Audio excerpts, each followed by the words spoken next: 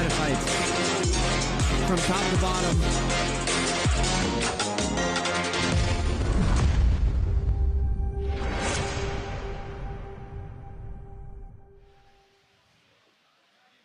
Fight fans, it's my pleasure to welcome you to a championship doubleheader. It's Uriah Faber's A1 Combat 18 live on UFC Fight Pass from the renowned Tachi Palace here in Kings County, California. Talking about Kings, tonight's headliner features the queen of the strawweights, Taylor Maldine, as she puts her undefeated record and title on the line against her most comprehensive challenge yet in former Invicta champion Valeska Tina Black Machado. We haven't seen the Californian stumble yet, but the Brazilian Machado is lasered in on making Maldine's first attempted title defense her last. 5 bouts locked and loaded on UFC Fight Pass. Uriah Faber's A1 Combat 18 starts right now. I'm Ben the Bane Davis, and boy, it's great to have you with us. Joining me in the broadcast booth, it's Michael Hernandez. Mike, how are we? Hey, we are doing great out here today. A great local card for the fans to enjoy over here at Tachi Palace, a venue that has a whole lot of history possibly to be made tonight with those 2 doubleheader championship matchups. Really excited to see the results of both of those. Absolutely. In that co-main event, we see another perfect product so far in Anthony Figueroa taking on Christian Avalos. Obviously, before that, Eric Sanchez and Jacob Rosales. Then Johnny Robles trying to continue his mixed martial arts success against Jose Avalos. And kicking off the UFC Fight Pass card, it's John Butner and Team Oyama's Brock Diaz. Mike Hernandez, what a great collection of athletes we have. Yeah, you have Brock Diaz over there. He's training at Team Oyama, but a lot of people may not know he's actually a local product. He came originally from the Tulare area, is now living over there in the Team Oyama gym, and you just got to respect the hustle of someone like that that's willing to come over here to A1 Combat. And he kind of said he doesn't like fighting over here in the local area because everyone always contacts him, but it's great to see local guys like that on the card, as well as guys like Jose Avalos over there from the Fresno area, along with his brother Christian, both 2 guys that are from Parlier, California, a very small town. So very, very happy to see these small cities representing over here in Kings County, California here tonight. It's a fight card for the fans, 2 title fights atop of it. Without further ado, let's take it to the golden voice of A1 Combat, Garrett Fertig. And now I'd like to welcome the casino director here at Tachi Palace, Jacob Jeff. Good evening, everybody. Thank you guys for coming out to another A1 here. We appreciate everything that you guys do, because if it wasn't for all the fans here, we wouldn't be able to do what we are and provide all this great action for you guys. Like you said, my name is Jacob Jeff, and I am the casino director here at Tachi Palace. I've been involved in the MMA branch of the casino for as long as I can remember, and I have had the honor of watching many fights. And actually being able to meet some great people here too. We have prided ourselves to be heart of the MMA here in Central Valley, and I feel that there's nobody around that has done what we were able to do for MMA throughout the world and throughout Central Valley. We created the Tachi Hall of Fame a year ago because we felt that it was time to recognize some of the pioneers of MMA throughout the industry, and that have come through Tachi and kicked up dirt on our soil here. And tonight we get to induct 2 more individuals and join the likes of individuals who have already been involved in the Hall of Fame, such as Uriah Faber, Poppies Martinez, Cole Escovedo, Manuel Quesada, even Marcos Rosales, Doug Marshall, and even myself, who have been inducted into the Hall of Fame, and also Mary Moon, who is around here someplace. With that being said, I would like to introduce our first inductee.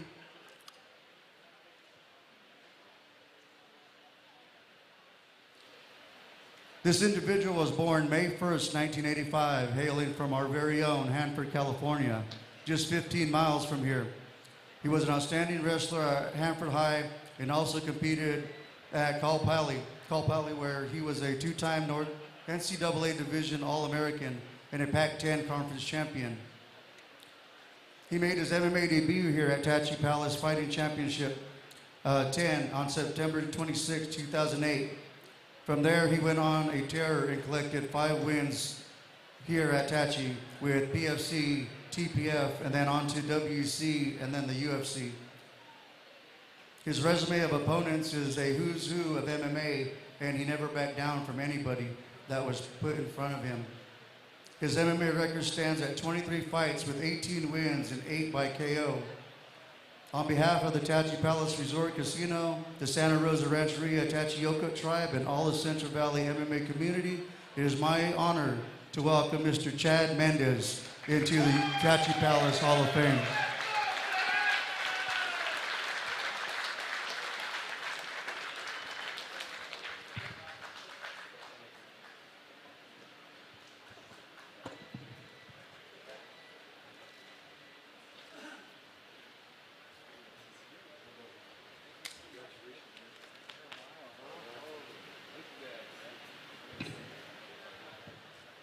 Man, thank you guys so much. This is an honor. This is my hometown. This is where it all started. Man, you were saying back in 2008, it's crazy. So many memories coming back. You know, this is my first 5 fights were here at the Palace. You know, and that springboarded me into my WEC and UFC career. So I just want to say thank you guys so much. It is awesome to see you guys continuing to let these, you know, fight organizations grow in here and give these guys the ability to get into these bigger organizations and keep kicking butt. So thank you guys so much.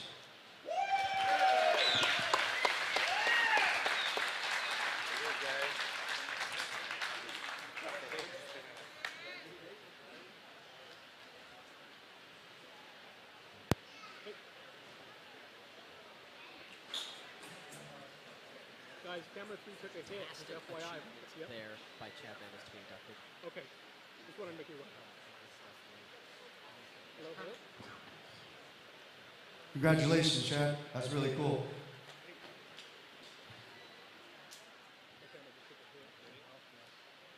This next individual I would like to introduce was born June 11, 1977. He was a star football player at Madera High School. He made his transition into the fight world, competing in tough man contests here at Tachi Palace, well, the Palace Indian Gaming Center back then, where he dominated his opponents, which led him into pursuing a career in mixed martial arts.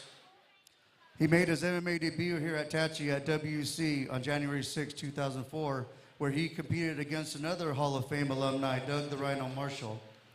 He went on to compete in many different organizations such as Bellator, Strikeforce, Valor, Bare Knuckle, and even the UFC. He has competed 28 times in his mixed martial arts career and has 18 wins with 17 by knockout and even managed 1 submission. With all the accolades he has accomplished, he still remains one of the nicest, humblest, biggest guys you will ever meet. On behalf of Tachi Palace Casino Resort, the Santa Rosa Rancheria Tachi Yokut Tribe, and all the Central Valley MMA community, it is my honor to welcome my friend LeVar Big Johnson into the Tachi Palace Hall of Fame.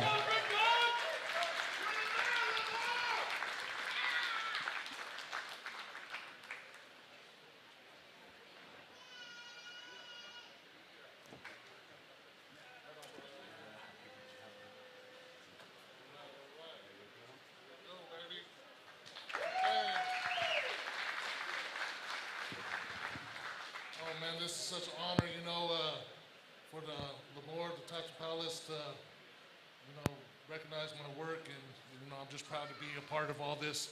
I started back in my career here in about 2002, 2003 for the Tough Man competition, and here we are 20 years, some years later, and hopefully I could end my career here with a bare knuckle fight or something. You know, we try to begin the works of that. But man, I just want to say I appreciate all you guys, man, all the love and the support, my family and friends who've been here, my coaches, Ralph Alvarado, Jasper Tayaba, Rudy Cruz Jr., T-Money. You know, without those guys, I wouldn't be able to do it. And it's just so much love being here, man. I even had my own slot machine back in the day. So, man, just thank you for all the love. I appreciate you guys.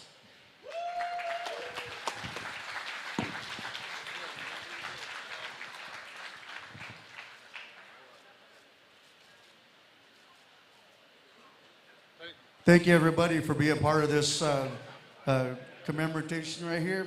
And we appreciate you guys. So get ready to enjoy some fights, and let's have some fun tonight, guys.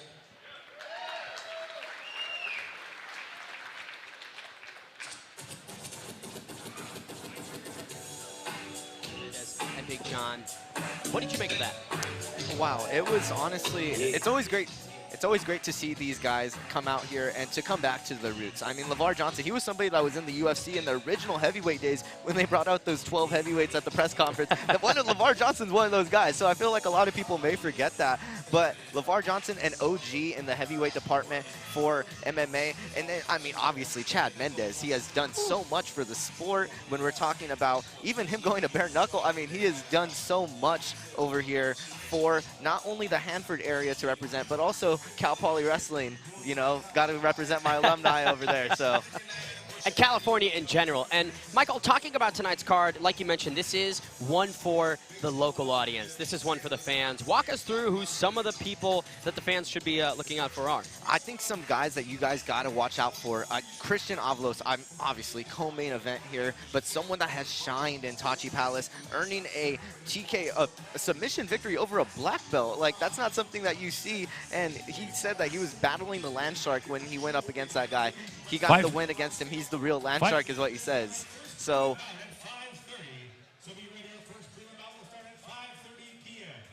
you got to give him that credit there. But man, you got another guy local moving over to the Team Oyama Irvine area, but Brock Diaz, he got a TKO victory over there last time against Isaiah Batin Gonzalez at A1 Combat 17 or 16. My apologies. Somebody that you guys got to watch out for, and he trains with a lot of killers over there at Team Oyama Irvine. Someone to definitely watch out for in this 2024 calendar year and beyond.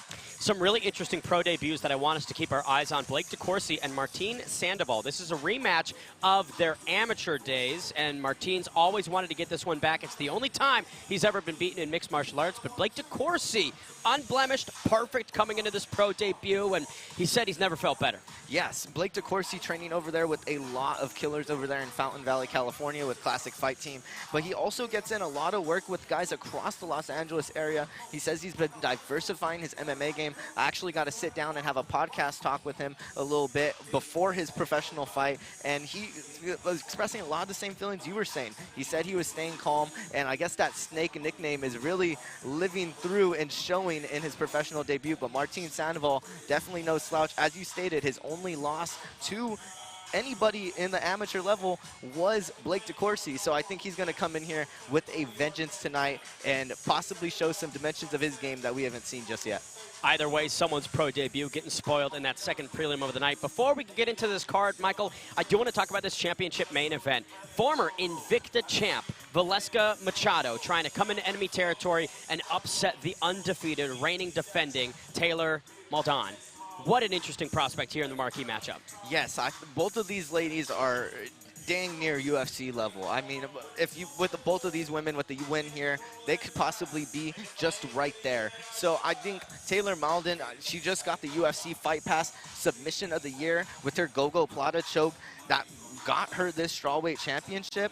And I mean, obviously, we all know the hands of Valeska Machado, Tina Black. She has been known for her power, but also has that finishing prowess. She's 4 TKOs, 4 KOs on her record, but also a submission. So you know that she's going to come in there looking for the finish tonight. But either way, this matchup should be a very highly contested one and very fun for the fight fans here in attendance at Tachi Palace. Absolutely. And when you look at who's beaten Valeska, Tina Black, Machado in the last couple of years, it's Danny McCormick, it's Piera Rodriguez, people who are at the UFC level. So with a win and capturing this title, I wouldn't be surprised if Tina Black gets called up to either the Contender Series or just straight in to the UFC following tonight's performance. Yeah, she trains with a ton of killers over there at Team Alpha Male as well. I mean, she's over there with the likes of the UFC's Corey McKenna, who obviously is getting prepared for her fight pretty soon coming up here in March. But then you also have the likes of Macy Barber that trains over there, Yan Yao Nan,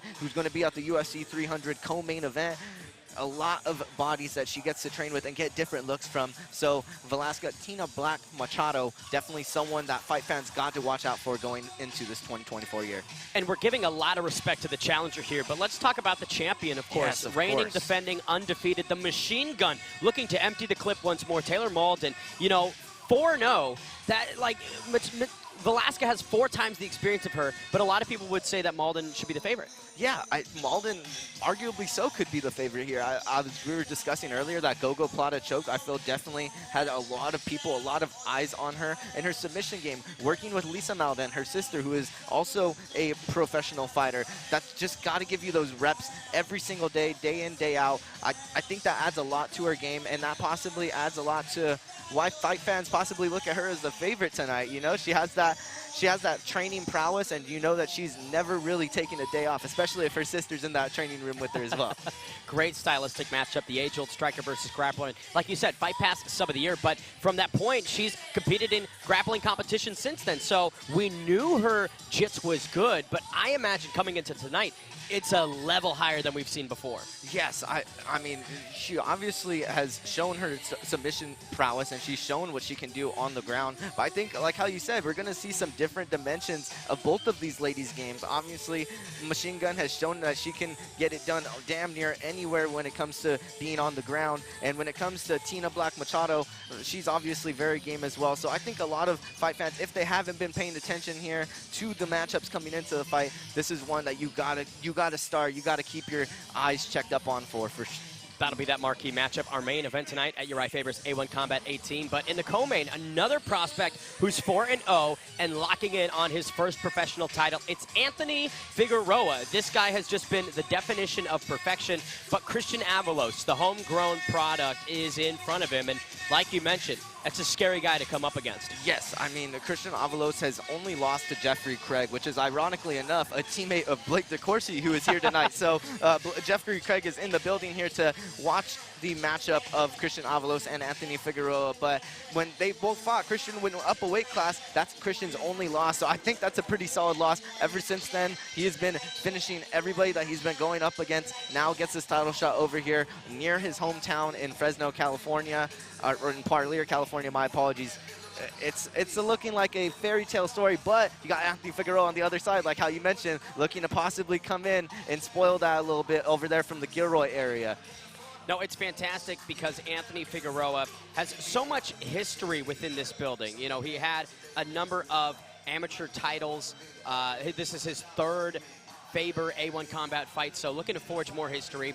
What other matchups stand out tonight? Obviously, kind of a smaller card, but in terms of the 7 fights in front of us, there's got to be one that you're looking forward to more than others. Jacob Rosales and Eric Sanchez. I think both of these gentlemen, Jacob Rosales, a former Dana White Contender Series alumni, and you know he's going to come in here to bang. He was the main event at the last A1 Combat event I commentated over there at the Visalia Convention Center in December. Earned a very, very dominant TKO victory against Kevin Bayham. I think he may come in here tonight showing a little bit of that same prowess in the striking department, working over there with Ben Jones over there from the Den. Definitely, Jacob Rosales is trying to get back to that UFC level. Absolutely, and a quick turnaround. I mean, we got to mention that, right? Main evented in December. Now here he is, high up on the bill for our first card of 2024. Would you say that that could work against him? And that could possibly. I mean, those days where you are a little bit more sore than others as an athlete, you know, you could definitely see where he possibly, you know, 2 weight cuts in a row. But Jacob Rosales, he was someone that was, as we were stating before, that Dana White Contender Series grind. He's someone that knows what it takes to get to the UFC. So I think he's probably still staying on weight. He's still staying good. And even talking to him before, and just talking to him before the fight that he had in December, he said he's always staying fight ready. So I really doubt that Jacob Rosales had any problem when Tom Anderson gave him the call and said, hey, let's go ahead and run it back at Tachi, man. Rosales' former opponents include the UFC's Jonathan St. Pierce and Victor Martinez in his 2 Contender Series auditions. He also fought Justin James, the Guitar Hero, a UFC alum, and fought for the LFA lightweight belt against Bryce Logan. Funny story, used to train under Bryce Logan at Fight Ready in Phoenix, Arizona. That guy's a tough fighter.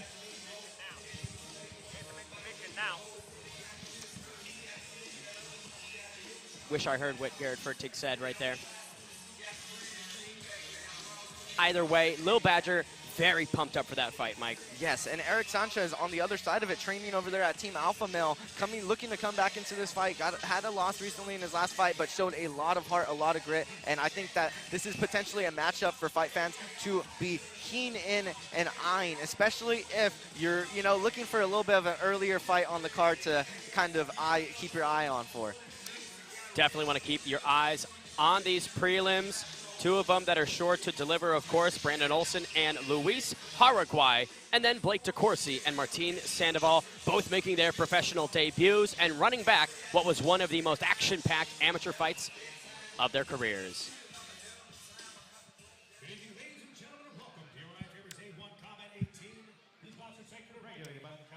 DeCourcy and Sandoval are closing out the prelims here, and I gotta imagine that the length of DeCourcy is something that Martin Sandoval has been honing in camp on.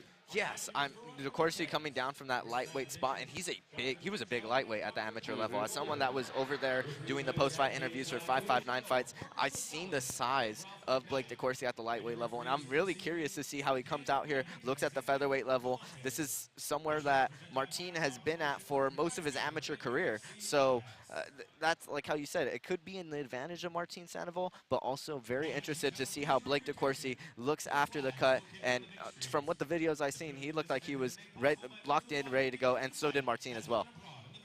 Brandon, the Livermore Lariper Olson, looking to bounce back from a TKO loss in November of 2023. That was out lights out Extreme Fight Series, which is a pretty difficult promotion to succeed in, not gonna lie. Yeah, no, it's definitely a very tough promotion to succeed in. Oftentimes, a lot of these guys having to come in kind of on short notice. And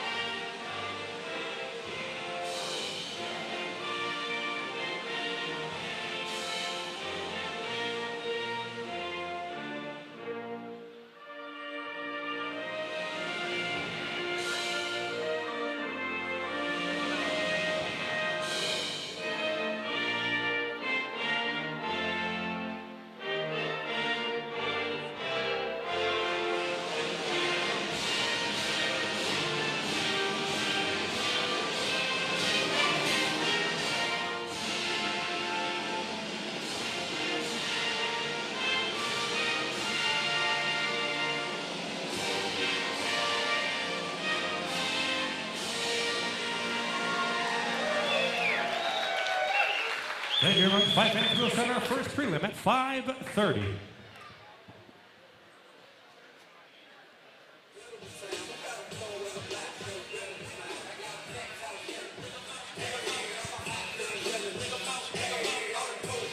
You're right, favorites. A1 Combat 18, brought to you by Kudos Snacks. If you want a snack that is truly one of the best on this scene, it's got to be Kudos Snacks, a snack company on a mission to take over the unhealthy snacking world. 10 grams of whey protein isolate in every single bag. Find them online at kudosnacks.com or amazon.com with free shipping for Prime members. Michael Hernandez, your thoughts on Kudos Snacks? Kudos Snacks, man. I've had them a couple of times here at the A1 Combat events, and they kind of put me on, man. I really like that garlic Parmesan flavors that they have, but also that kettle corn. I'm not going to lie. If they wanted to send me a box or two, I really wouldn't mind. Those kettle corn flavors and that garlic Parmesan are definitely the go-to. I want to give a special shout out to Tilted Athletic Facility and Elevate Sports Nutrition in Hanford, California, the largest gym in Kings County. Maximize your full potential.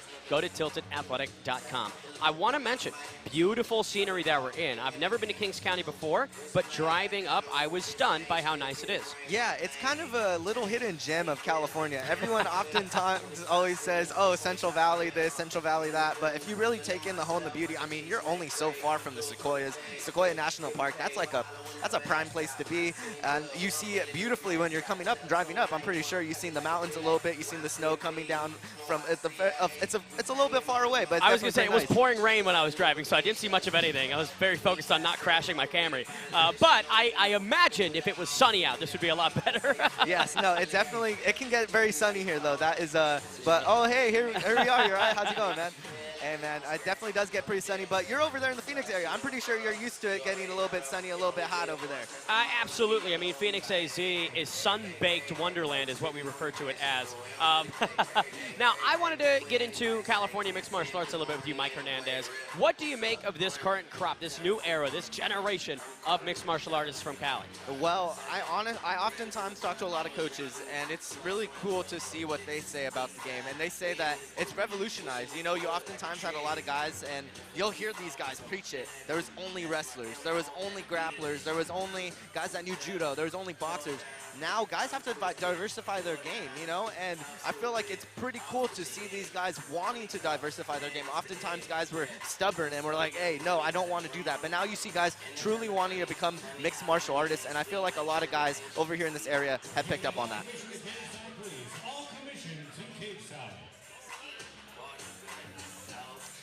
This fight card, Mike Hernandez, let's return towards it. I am deeply interested in Brock Diaz. Like you talked about, Team Oyama, since he moved to that gym, he has been absolutely perfect, 3 in a row. Yeah, Brock Diaz has definitely been killing it over here, especially over in the Central Valley area. He's from over here, got his last win over there at A1 Combat 17 in December, and then he also got a win for Fury Fighting Championship when they came over here to Visalia as well. So he's 2-0 in Visalia Convention Center, looking to make it 1-0 at the Tachi Palace. Could be 3-0 in the Central Valley for his professional career, and he could do it in front of the likes of Chad Mendez and Uri Faber. Like, hey, no better place to do it than in front of those legends. And in this venue, you might find yourself stamping your name in the Tachi Palace Hall of Fame one day, you know. Hey, no, most definitely. Hey, who knows, you know, a career that I've jumped into that I've definitely loved. But hey, man, there's definitely a lot of guys on this card that could also be inducting themselves into that Tachi Palace Hall of Fame here tonight. I mean, Christian Avalos, we're watching a guy that is possibly on his way to that Dana White Contender Series, like a lot of these gentlemen that have been on this card here tonight and have fought for A1 Combat in the previous. And Anthony Figueroa as well, 4-0 in his career, obviously being the cousin of Ant Dog Figueroa, who was a professional fighter back in his day, fought for the likes of Bellator and many other promotions. But Anthony Figueroa, someone that you can look at to try and bring it to the ground. He's a black belt in jiu-jitsu over there. He's been training his whole entire life. So I'm very excited for that fight. A couple of guys, and then also, I mean, there's just so many talented people on this card that, as you said, we could possibly be inducting them in a couple of years in Tachi Palace Hall of Fame. The one guy I want to highlight most is, like you mentioned, Christian Avalos. This guy was a former Tachi Palace champion, former 559 fights champion, the regional scene of California. He's just kind of been signing his name on for the last couple of years with the title wins and the defenses, and 100% finish rate as a professional. He's not needing the judges to do it. Yes, Christian Avalos has been someone that when it does go to the judges, it's been a tough one. And that Jeff Craig fight, I think, is one fight that if you really have talked to him, and I've gone to speak to Christian, especially a lot of these 559 fights events, he looks back at that fight and says that's something that taught him a lot. It showed him that, hey, you can't win them all, but when you go out there and you give everything you can, he said he was dealing with a lot and sickness and everything going into that fight, and he ends up going out there, earning his first loss ever. He was undefeated as an amateur, earned his first ever loss, and he said it was a humbling experience during that Jeff Craig fight, and it kind of reawoken him, and now he's obviously been on a tear here at A1 Combat. Sometimes it takes a loss to find a win. We'll be right back here at Tachi Palace for Uriah Faber's A1 Combat 18 live on UFC Fight Pass.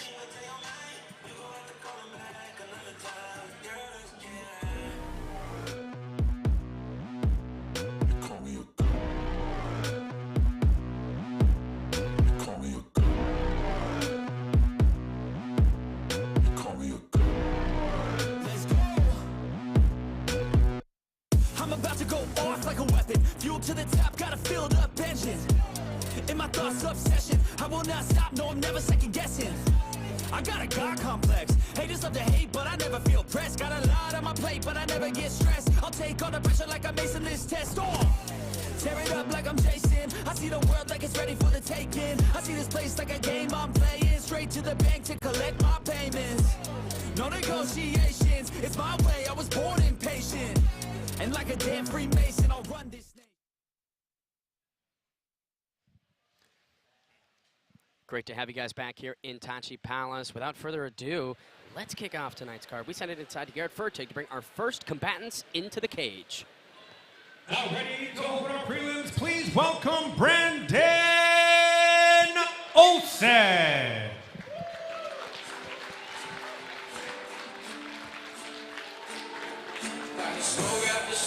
Winner in 3 of his last 4 fights, Brandon Olsen returns to A1 Combat, looking to add another finish under this banner to his name. With all of his wins being stoppages, we can assume that the Livermore Laraper has no intention of including the judges here tonight. Michael Hernandez, your expectations from one, Brandon Olsen. Brandon Olsen, he's someone that is going to scrap it out. I mean, he's someone that is going to come out here and look to keep the fight.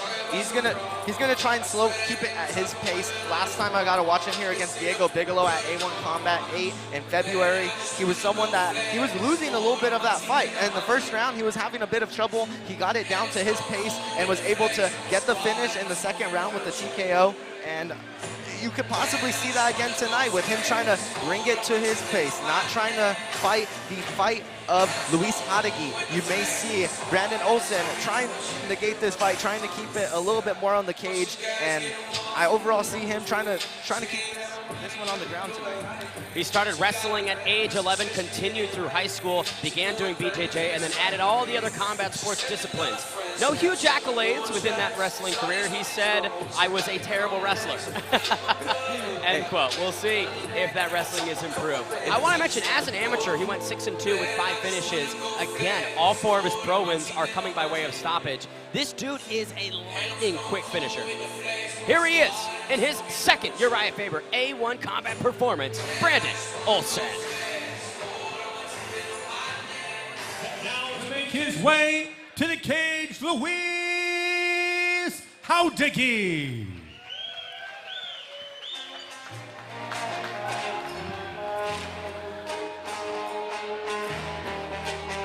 He ended a 5-year layoff last time out and now is intent on keeping the frequency up. The 3-time Bellator veteran Luis Adegui has been competing since November of 2012, and some would say that this is the most refined version we've seen of him, Michael.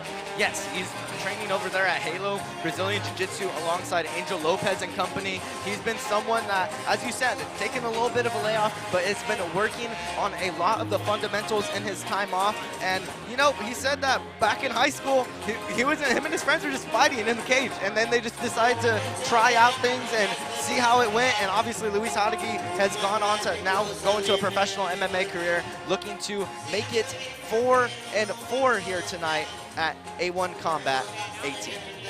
Outside of competition, he said, he's a family man. He works, takes care of business, and trains. Simplistic, singular, and after that 5-year layoff, he said, you know, I had a bit of ring rust in that last fight. Now, I've got no rust on me at all. Excited to see how Luis Adegui comes out here tonight. As I said, training over there at Halo Brazilian Jiu-Jitsu. That's a gym where there is multiple instructors always on hand. There's always someone to roll in the gym with, so possibly going to see him not be afraid of the ground game of the Livermore Laraper tonight, as you just gotta love that nickname over there. I mean, that's one of the craziest ones I've ever seen from Brandon Olsen. Adegui's, in my opinion, best attribute is the fact that, in his own words, he's never been spoon-fed opponents, taking on anyone, all types of challenges, even poor stylistic matchups. But that's because he says he's a beast and a better fighter, and he's planning on showing that here tonight. The 33-year-old Luis Adegui. Let's take it to a quick tail of the tape, brought to you by Kudo Snacks. Luis Adegui on one side, opposite Brandon Olsen. 33 for Adegui, 28 for one Olsen, 4-3 and 4-5. 2-inch height differential. We send it inside to Garrett Fertig to bring this first bout of the night underway. Good evening, ladies and gentlemen, and welcome to Uriah Faber's A1 Combat 18, streaming live on the A1 Combat YouTube channel from the legendary Tachi Palace Resort and Casino in Lemoore, California. We begin our prelims this evening with 3 5-minute rounds at a contract weight of 165 pounds. And now we introduce first the United States Air Force blue corner. Standing 6 feet tall, weighing 165 pounds even. After an impressive submission victory in his A1 Combat debut, he returns, holding a professional record of 4 wins, 5 losses, 3 wins by submission, 1 by knockout, representing Ignatov Combat Sambo from Livermore, California, Brandon, the Livermore Laraper Olsen. And now introducing his opponent, fighting out of the Tarleton & Sons red corner. Standing 5 feet 7 inches tall, weighing 164.19 pounds. Making his A1 combat debut with a professional record of 4 wins, 3 losses, 2 of his 4 wins coming by knockout, representing Halo Jiu-Jitsu from Fresno and fighting out of Madero, California, Luis Hada Houndegi. Your referee, Dan Manriquez. Between Luis Hadaguay and Brandon Olsen in our first fight of the night. This is a catch weight. Brandon's last one was at 160. Now he's added 5 pounds of muscle. Curious to see how that helps him, Michael. Yeah, it could either be helping him on the speed of the punches or could also negate him on the, trying to just move around in there in the cage. So we'll definitely see how Brandon looks out here tonight. Brandon Olsen with the longer hair, Luis Hadaguay with the shorter. Both guys in the red shorts with the white trim. Yeah, but both Iridium Sports Agency products over here, it seems a lot of them too, gain a lot of those same sponsors over here. So possibly a lot of mutual connections between both gentlemen here tonight. Absolutely. You can see Olsen in that southpaw stance. Hadaguay stance switching. There's a takedown from him. Brings the Livermore Lariper down to the mat briefly, Hernandez.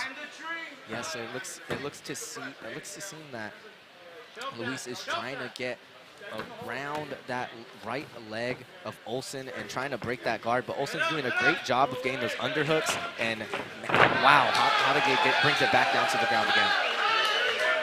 Excellent control by Hada, a minute inside. Olsen trying to work his way to the cage here, but Hadaguay just all over him. It just seems that Hadaguy got a good feel for that underhook and is able to keep that arm down of Olsen, and it seems that he's been able to just, and it looks like Olsen's trying to maybe work a triangle or a buggy choke here, trying to get those legs over the head or the top area of Hadaguy here. Trying to just control posture here is Olsen.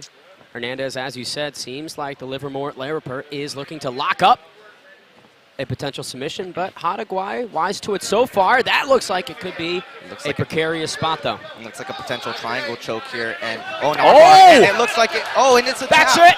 First round submission for Brandon Olsen. The 28-year-old bounces back in a big way here tonight. Yes, gets that armbar finish here in the first round, and that was a very quick finish here from the Livermore Lariper. And wow, it looked like he wanted to do a little backflip Justin Gaethje highlight reel flip off the cage, but C-Sack said nuh-uh to that one. That finish came out of nowhere. Looked like Hadaguay was doing a good job of mitigating damage and bad positions on the ground, but Olsen only needed a moment.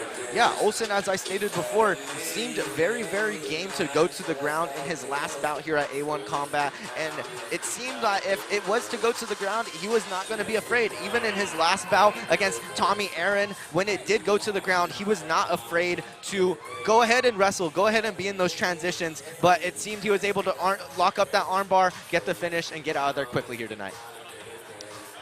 Brandon Olsen makes it 5 finishes in 5 wins. Excellent performance here to kick off Uriah Faber's A1 Combat 18, live from Tachi Palace. What a victory for that young man, and some momentum.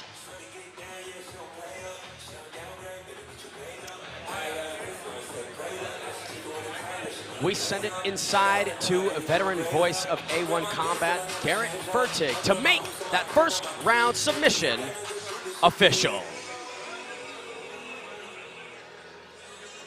The armbar brings on the finish official time. 1 minute, 36 seconds of the very first round. Declaring your winner by submission, Brandon, the Livermore Lariper Olsen.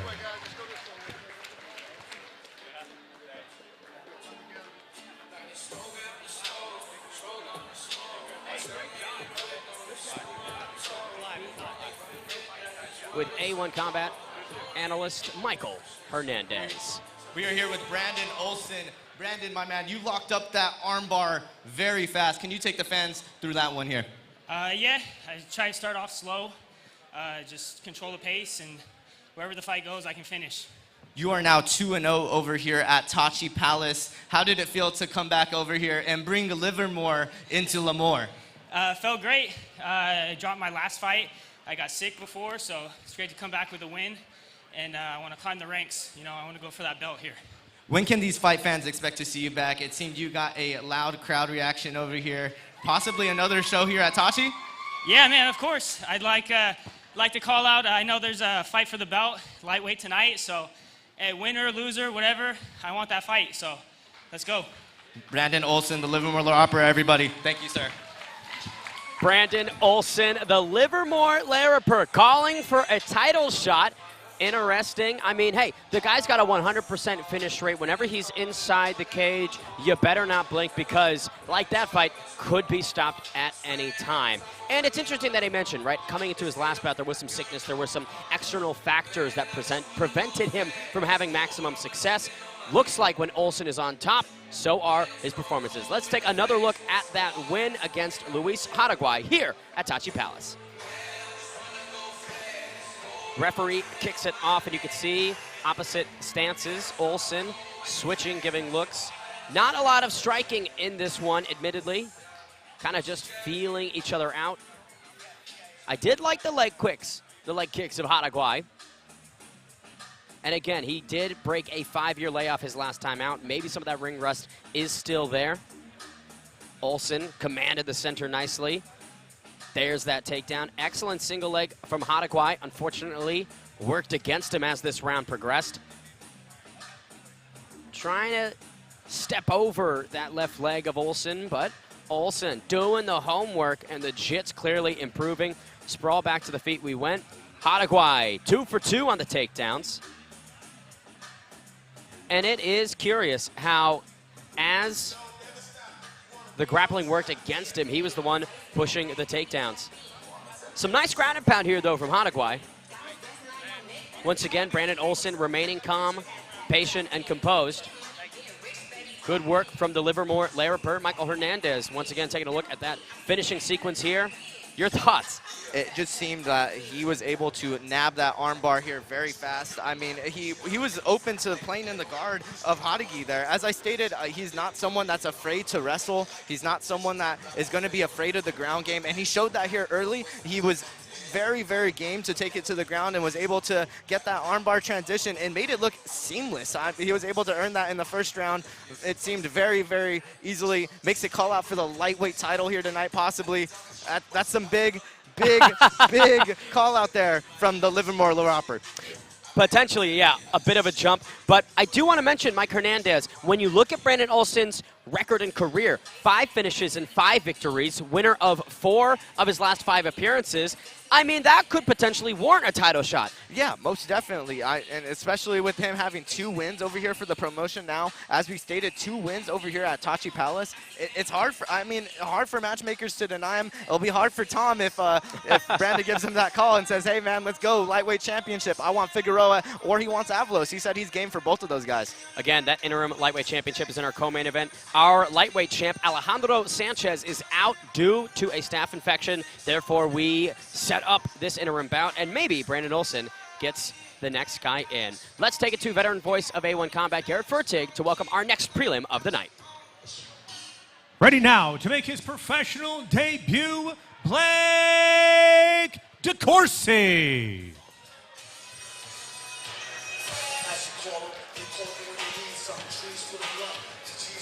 An unblemished amateur record decorated with championship victories has ignited a mass interest in the pro debut of one Blake DeCourcy. Can he continue this perfection, or will a familiar face from his past be able to upset his first steps as a professional? Mike Hernandez, what are the areas of focus in this pro debut? I think Blake is going to definitely try and keep it on the feet here. He is a very talented striker in his own right. Works with Tyler Wombles out of Classic Fight Team, as well as Ben Jones over there out of the Den.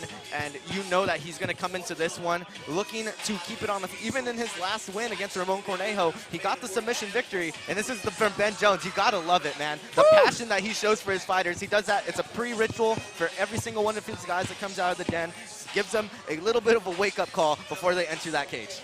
A significant strike before the significant strikes. 4 finishes in 7 victories, a 3-time 559 fights lightweight champion. He is the number 2 ranked amateur lightweight in California and the number 2 ranked amateur lightweight in the U.S. West Territory. That's out of 855 people. This guy's the silver medalist. Yeah, he has been someone that has been very active in his 559 Fights championship reign. Got that big submission win against Ramon Cornejo that we mentioned previously, but also earned his first ever defense against Dorian Hale, in which a fight would, you threw in 90% of lightweights against that guy, Dorian Hale. They're going to have a lot of tricks, and Blake made it look very easy, striking-wise on the feet and whenever it went to the ground. For the first time as a pro, Blake DeCourcy. Please welcome Martin Sandoval.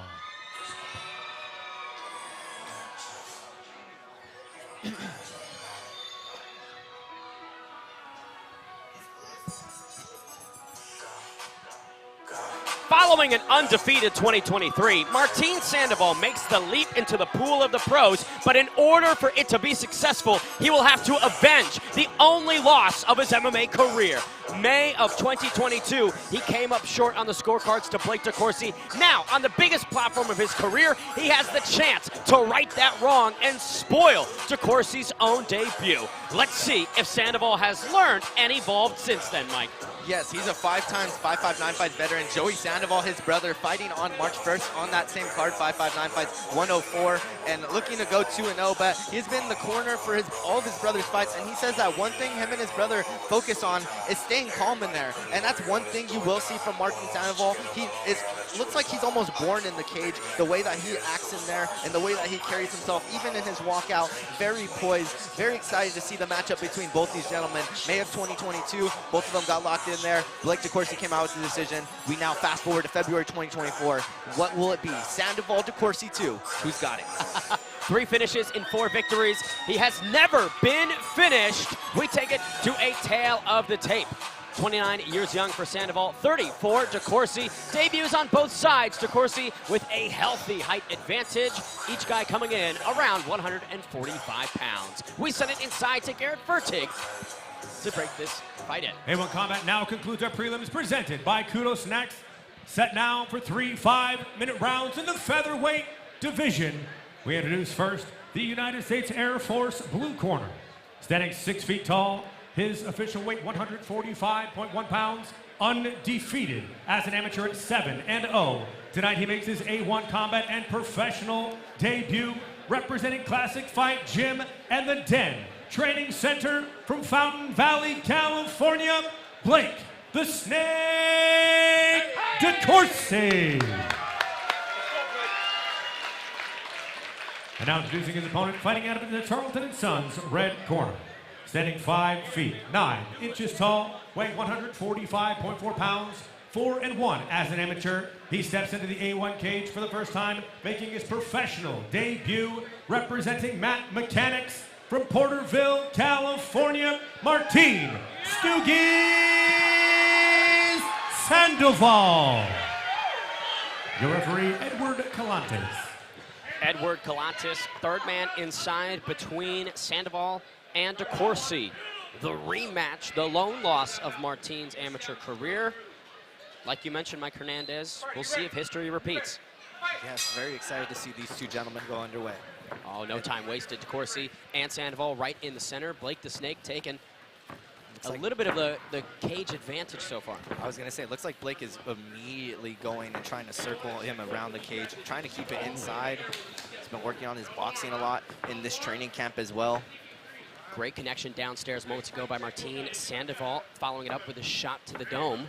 30 seconds down. DeCourcy feinting beautifully. Neither guy's attempted to take down. Oh! And a leg kick there to Blake puts him down. And man, Martin has shown in his leg kicks and he got a leg kick knockout in his last fight in the amateurs, actually. Got an up kick knockout. So he's shown he has power in those kicks before. Love what Sandoval's doing with that left hook upstairs, ending the combinations with it. It is millimeters away from DeCourcy's chin. Blake the Snake with some venom to that lead leg and doubles up on it, Mike. I was just about to say, it looks like he's taxing up on those leg kicks, man. Martin's got to start checking a couple of those. Those will start to add up, especially as this fight wears on. And it looks like he's locking up that guillotine. He had that guillotine in that fight against Ramon Cornejo, and that is tight there. Martin Sandoval trying to be careful here. DeCourcy could be locking it up, elevating Sandoval. It looks like he's trying to get that leg over, and oh man, he may have this locked in, especially if he's able to get that. Oh yeah, this looks looking tight. Full guard for DeCourcy, pro debut on both sides. Sandoval working that Von Flue choke, a good wrestling scramble from him. Oh! Great defense from Sandoval, now unloaded with the head kicks, Mike. Yeah, use that Von Flue choke to get out of trouble there. A very tight guillotine from DeCourcy. Sandoval must have been watching film. And Blake the Snake, big connection upstairs. Sandoval looks like he's wearing it well, but DeCourcy, just a sniper on the feet. Follows it up with a nice up kick as well. Has been circling him well in this first round around the cage. DeCourcy making the ring smaller than it is. Martin Sandoval. And that right hook. But Sandoval returning, Mike. Yeah, no, Sandoval is not staying in there and just letting DeCourcy wind up these shots and get free ones. He is definitely making DeCourcy pay for every single shot that he is taking in there. 3 minutes and 15 seconds gone by in round number one. Another leg kick. Martin Sandoval is looking pretty weathered. Jumping knee to the body. Yes, it seems that he's really worried about that top game, trying to avoid those looping hooks from Blake DeCourcy. Blake obviously has that size advantage on Martin, but it just seems that he's kind of straying away from maybe defending those leg kicks, and those may start to add up, especially as this round wears on. Oh, Blake the Snake with a body kick there. Love the feints from him. So much length. He's using that long jab so well. And I was just about to say, you can slowly see those leg kicks from DeCourcy adding up on the leg of Sandoval, starting to show a little bit of red on the knee there for Sandoval. Stance switch forced. Sandoval's lead leg is butchered here late in round number one. Blake DeCourcy, just methodical. Yes, Blake DeCourcy, he oftentimes chooses his shots very precisely. A nice leg kick there, and Sandoval grabs a hold immediately. He knew he was in some trouble there with that high head kick. Titanium chin, though, on Sandoval to eat that and continue pressing forward. Now on the back, Blake DeCourcy turning into it. Yeah, it seems that Blake's trying to work those underhooks there, trying to get him against the cage. Seems Blake's main objective in this fight is just keep Sandoval against the cage, keep him on the back foot. You know, I asked Martin Sandoval if he watched the tape of their first fight in this fight camp, and he said no. He moved on from it. Good 1-2 there from him. And maybe that was possibly a reason why you seen Blake get that guillotine, because that was almost the exact same sequence that Ramon had, that he had in that Ramon fight. Blake was able to land a couple of hooks to the body, bring it to the ground, and was able to lock in that guillotine choke. And it seems maybe if Martin didn't watch that fight, he didn't see that transition. But you can also understand him wanting to get past that loss and wanting to just keep his head moving forward. Blake DeCourcy using that whizzer supremely effectively against the cage. There's a knee. Martin Sandoval looking a little bit gassed here late in round one. Yeah, it seems like the shots are starting to add up a bit. I mean, he's starting to slouch in his striking position. Another head kick there to Martin Sandoval. And man, he looks like he could be a little bit wounded there. Blake DeCourcy now trying to uncork some offense. What is Sandoval made of? Sandoval is definitely tough. He comes over there from the Porterville area, the same area where Joe Soto came from, brought TJ Dillashaw to a decision all those years ago. Porterville breeds tough people. Martin Sandoval showing a little bit of that tonight. Final frames of round number one. DeCourcy now on the back, raining some ground and pound to close out what was a pretty decisive first round. And raining down those elbows as well. His first ever time being able to use elbows. He was in the amateur level. California does not allow elbows. So Blake DeCourcy finally getting to throw a little bit of the heat from the other limbs in this one. Let's take it to a quick replay from round number 1. It seemed like it was all DeCourcy and the leg kicks, Mike Hernandez. Yes, leg kicks were taxing up on Sandoval. He was able to get that guillotine as well. Thought possibly that could have been it, but Sandoval did a very good job of keeping his shoulder up on the head of DeCourcy and keeping that pressure to where he was able to scramble out. And Sandoval, as you said, he is made of some Porterville pride here at the Tachi Palace Casino and Resort. What can he do in round 2 to increase his chances of success? I think he's got to take this to the ground. I honestly think if he's able to work DeCourcy to the cage, if he's able to play the game of DeCourcy, trying to put DeCourcy on his back foot, work him to the cage, get those underhooks, he could possibly grind him out, maybe tire him out a little bit more, and we could possibly see this fight go to the ground a little bit. Round 2 of both gentlemen's debuts. Blake DeCourcy heavily in charge. Martin Sandoval. The big questions linger around his lead leg. Martin taking the center here. It seems even the back end leg, it has a little bit of scuffs, and those come from those leg kicks. After a while, those leg kicks will start to add up, and we'll just start to add that damage. And oh wow, another thudding leg kick. And you can see Martin Sandoval grimacing afterwards, moving gingerly here, stance switching, and a head kick upstairs from DeCourcy. Those knees. He's got to be careful inside the pocket, though. Sandoval still throwing some hammers. Yes, no, Sandoval is no slouch in the pocket, has that boxing background over there and from Misfits. And wow, it just seems DeCourcy's leg kicks are starting to add up on Sandoval here. Blake the Snake just putting the fangs downstairs on Sandoval. And he said Sandoval, he asked the ref to get him back up, man. So it looks like DeCourcy wants to keep this one up on the feet as long as possible. It's a firing range. Martin Sandoval somehow staying in it, but Blake DeCourcy on the verge of finding a second-round TKO in his pro debut. Yeah. Another leg kick there, and I think, yeah, that's going to be it here. Blake the Snake slithers into the win column. History repeats in Tachi Palace, Mike. Edward Calantes had to get Martin Sandoval out of there. It just seemed those leg kicks were starting to add up, and he just seemed to have Sandoval's number here tonight a bit. The 3-time 559 fights lightweight champ Blake DeCourcy with a successful pro debut. He stays perfect as a mixed martial artist, 8-fight win streak, and man, did he look good doing it.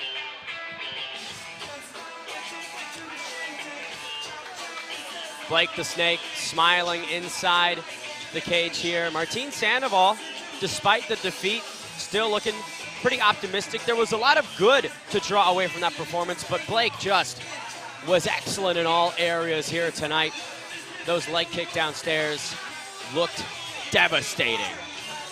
You can see now celebrating with the coach, the second-ranked amateur lightweight in the U.S. West, now welcomed into the ranks of a pro.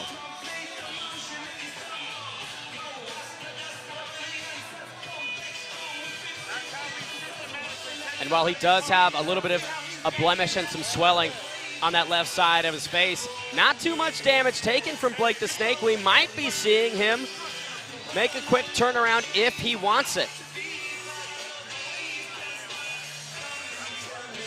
He did say ahead of this fight that the rematch was going to be a lot different. He's much more perfected, and this fight certainly went a lot different than that first one. We send it inside to veteran voice of the A1 Combat Octagon to make that pro debut win official.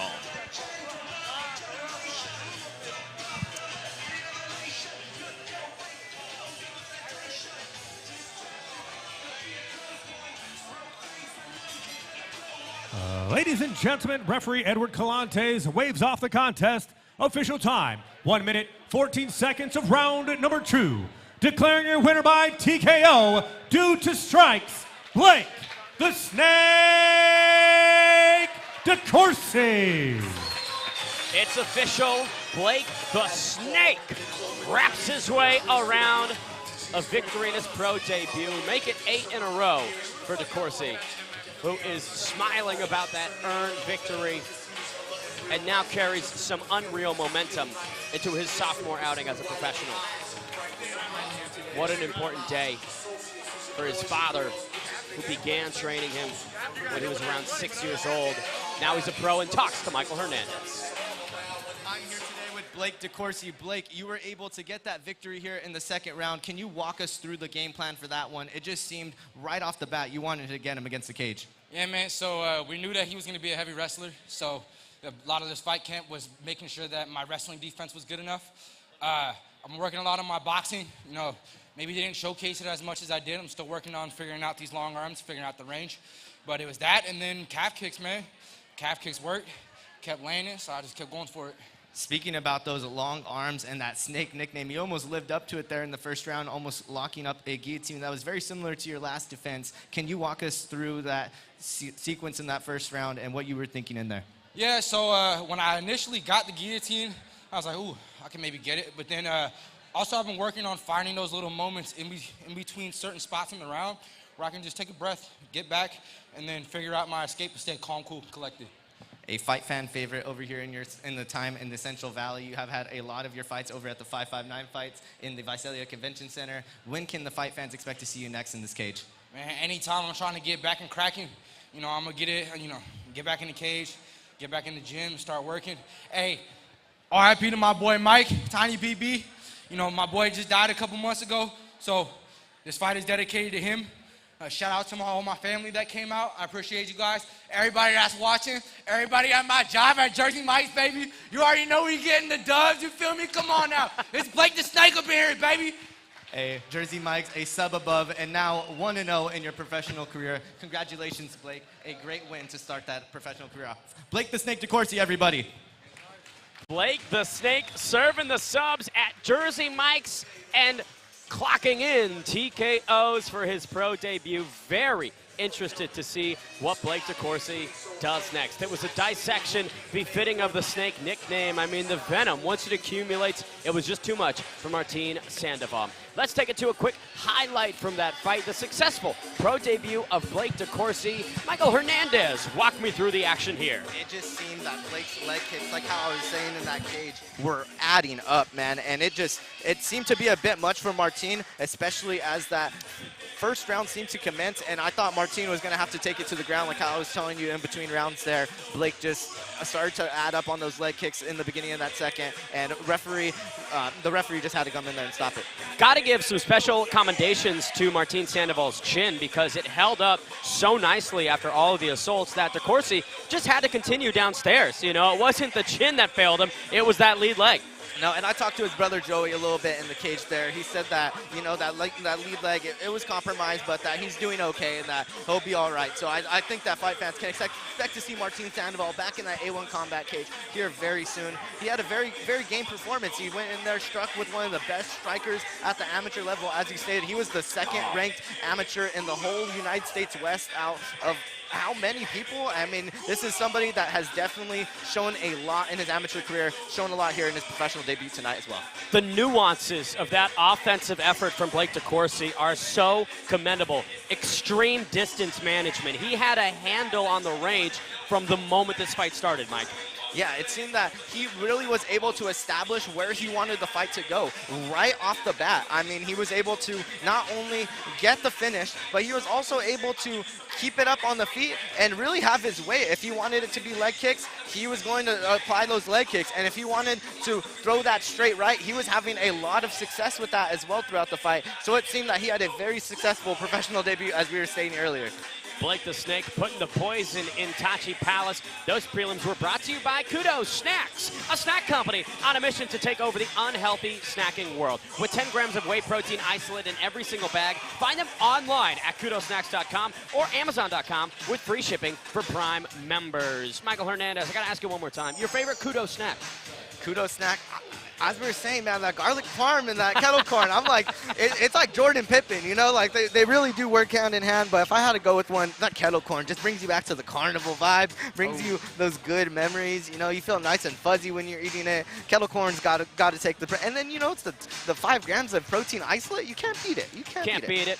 Healthy in the best way possible. We take it to a quick break here at A1 Combat 18. We'll be right back for the UFC Fight Pass main card.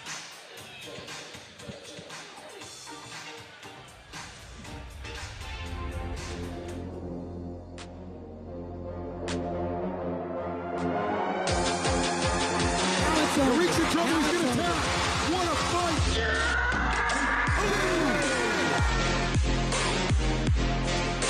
He's gonna stop it. Quick's gonna step in. Oh, he is hurt. Cody Vogel's just ended this fight. The throne defended by the young Titan. Wow. He gives him the Uriah. Carly Chandler with an opportunity to tap out the goal. Wow. This time he's in trouble. Bad spot here. The submission. Miguel Ceja. Been an amazing night of fights. From top to bottom.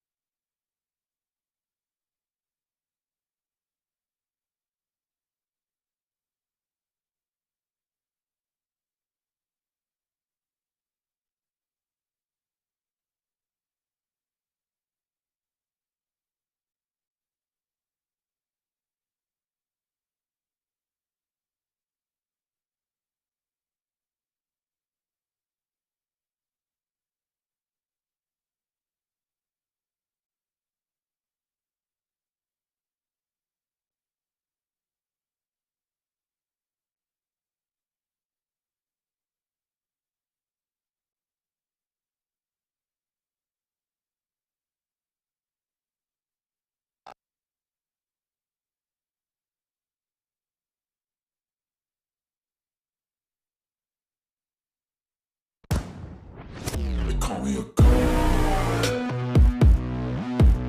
You call me a god. You call me a god. You call me a god. Let's go. I'm about to go off like a weapon. Fuel to the top, got a filled up engine. In my thoughts, obsession. I will not stop, no, I'm never second guessing. I got a God complex. Haters love to hate, but I never feel pressed. Got a lot on my plate, but I never get stressed. I'll take all the pressure like I'm acing this test. Tear it up like I'm Jason. I see the world like it's ready for the taking. I see this place like a game I'm playing. Straight to the bank to collect my payments. No negotiations, it's my way, I was born impatient. And like a damn Freemason, I'll run this.